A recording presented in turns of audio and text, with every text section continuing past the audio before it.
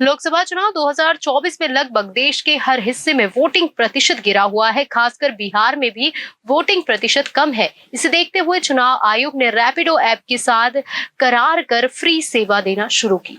इसके लिए एक कोड जारी किया गया है, जिसे यूज कर रैपिडो से वाहन बुक करने पर वह मुफ्त में चुनाव बूथ पर पहुंच सकते हैं।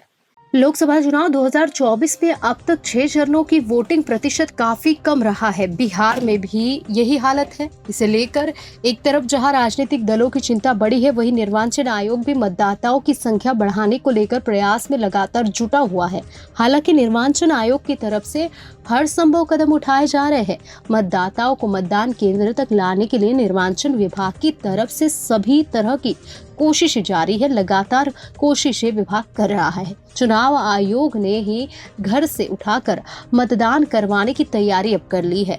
अब इसे हम बिहार के मतदाताओं का गैर जिम्मेवार रवैया कहा जाए या फिर अपनी थोड़ी सी सुविधा के लिए घर बैठ जाने की आदत।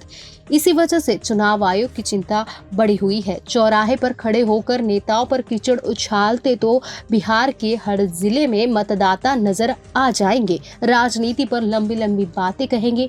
नेताओं को क्या करना चाहिए और उन्होंने क्या नहीं किया, ये तो बताते नजर आ ही जाएंगे। लेकिन वोट करने के लिए चुनाव विभाग को इन्हें घर से निकालना पड़ रहा है। इसके लिए चुनाव आयोग की तरफ से ई रिक्शा और वोट नाउ फ्री कोड भी शुरू की गई है। इस कोड के जरिए घर से मतदाता रैपिडो ऐप से फ्री रैपिडो सेवा बुक कर सकेंगे।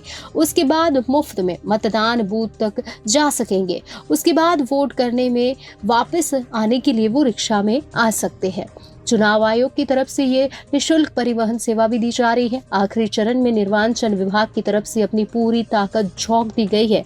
पटना के जिलाधिकारी शीर्षद कपिल अशोक और डीसी तने सुल्तानिया ने गांधी मैदान में 67 ई रिक्शा को हरी झंडी देकर रवाना किया। ये ई रिक्शा दीघा, बागीपुर, कुमरार, पटना साहब, फुलवारी शरीफ, फभुहा और दानापुर के इलाकों में घूम घूम कर मतदाताओं को जागरूक करेंगे।